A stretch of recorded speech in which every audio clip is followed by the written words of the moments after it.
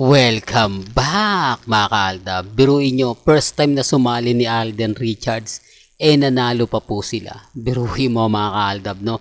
Nasagot ni Alden Richards ang huling katanungang angge mga ka-Aldab. Well, balikan natin itong EAT. Kumbaga, sabi ko nga po sa inyo mga ka-Aldab, hindi talaga umalis ng bansa si Maine Polkerson.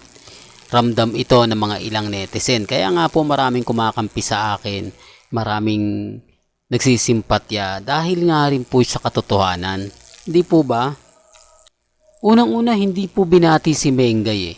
Walang bumati po sa kanya na welcome back. Anong lagay ng Amerika, napakasarap siguro, ganito ganyan. Wala eh, pansin nyo po ba?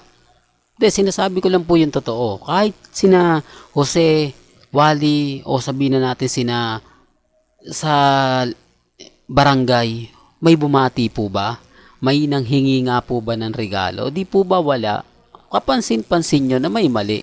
Kapansin-pansin nyo na parang hindi naman ata tama yung walang bumati kay Mengay. Parang nakakaano naman. Di po ba? Sinasabi ko lang po ito para lang po sa kaalaman ng lahat.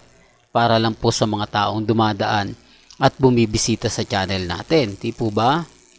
Kaya nga po normal lang yung mga na nagko-komento sa akin na tama naman si Mr. Destiny, may punto naman yung mga sinasabi niya, may ganap naman yung mga pinapaliwanag niya. Kaya lang may mga bagay-bagay po na hindi lang po talaga nila tanggap, di po ba? Totoo naman po eh, marami lang po talagang bitter, marami lang po talaga ang kumbaga pinipilit na hindi naman po pwede. Pinipilit po nila na nasa labas ng bansa si Mengay, yung pala hindi naman po. Di po ba? Ito yung taliwas sa dati sa APT, di po ba kapag galing ibang bansa sila, di po ba? Binabate, kamusta na, wala ba kayong pasalubong? Di po ba nang pumunta ng Japan si Mengay, katakot-takot na pasalubong na may taho, di po ba biniro pa ni Mengay si Wally na may taho, may dala kong taho, di po ba?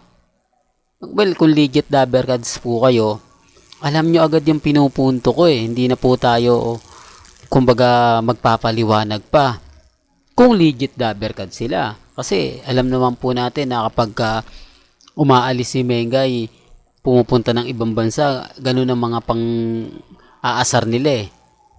Di po ba? Doon sa mangga pa nga po, di po ba? Na hindi ako naglili, gusto ko lang yung mangga. Kasi alis ka ng alis, di po ba? Pero dito mga ka-Aldab, pansin nyo po ba? Ramdam nyo po ba na kumbaga sabi ko nga parang may mali eh. Sinasabi ko lang po ito para lang po sa kaalaman ng lahat. Lalo na nga po sa mga dumadaan sa channel natin at bumibisita. May kanya-kanya tayong pananaw at opinyon. Sa update naman po natin kay Alden Richards, biruin nyo, umabot na nga po raw ng 10 million, breaking the records nga po. Hindi pa to kumbaga nagsisimula pa lang, talaga naman pong nakuha na po nila yung target na 10 million. Real talk to mga ka-Aldab, baka may mag-react na naman dyan, hindi. Update ko lang po kayo kasi kumbaga naka-focus tayo kay Mengay, pasensya na po kayo. Sabi ko nga bukas na uli natin siguro i-update kay Alden. Ngayon focus po muna tayo kay Mengay kasi natatawa lang po ako sa mga senaryo na kumakalat. Di po ba? Saan ka naman kasi makakita na hindi man lang binate o wala man lang bumate na legit dabbercads kay Maine Mendoza? Dapat binati man lang nila, pakonsuelo, kahit sabihin na natin kasi nga Mr. Destiny, hindi naman talaga umalis si Mengay sa Pilipinas. Nandito lang siya. Paano siyang babatiin? Paano siya kumbaga sasabihan ng ganyan? Hindi naman umalis. Di po ba? Kaya nga po, bagay mga ka-Aldab, remind ko sabi ko nga dito sa channel ni Mr. Destiny, wala pong pilitan.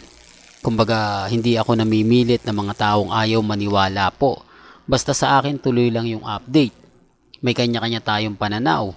Kayo na lang po bahala mag-react kung sa tingin nyo hindi totoo Mr. Destiny, pumunta talaga sa Amerika si Mengay, pumunta sila ng US kasama si Congressman Spotted, hindi ko po kayo pinipilit.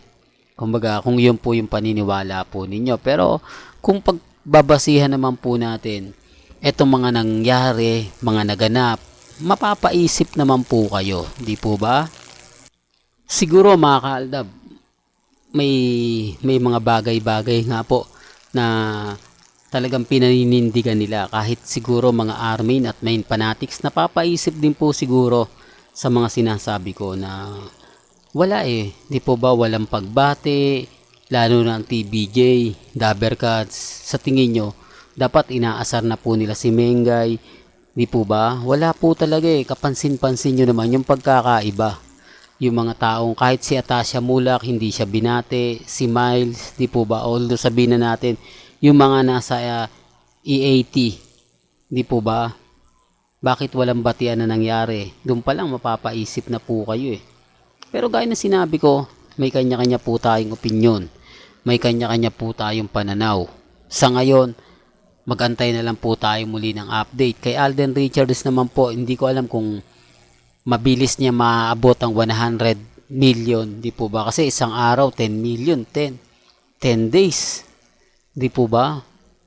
Pero tignan na lang po natin. Sabi ko nga po sa inyo, sa ngayon, kumakala pa tayo ng impormasyon, naghahanap pa po tayo ng mga update, kung ano na nga po ba yung nangyayari, nagaganap. Kasi, kumbaga medyo hindi naman ganun kabilis, di po ba, na mabilang yung market na ganyan. 342 cinemas na ipinalabas nga po. Sabi ko nga po sa inyo,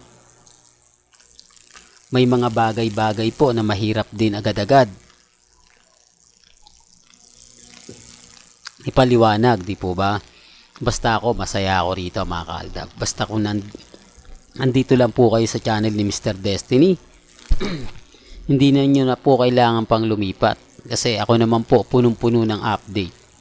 Well, hanggang dito na lang po yung updates natin. Kaya kung gusto nyo pa po ng pinaka-latest at sariwang update, abay tumutok lang po kayo dito sa channel ni Mr. Destiny para updated po kayo sa mga latest at sa mga bagong video po na ilalabas po natin maya-maya lang. Kaya kung bago ka lang sa channel na to at isa kang true-blooded Aldab Nation na nagmamahal po kay Mengay at Tisoy, tama po ang channel na pinuntahan mo, kaya consider na po kitang bagong subscriber. At huwag mong kalimutang i-share ang mga video po natin sa mga mamis, sa mga titas, at sa mga senyor. Hanggang sa muli, salamat po sa panonood at pakikinig.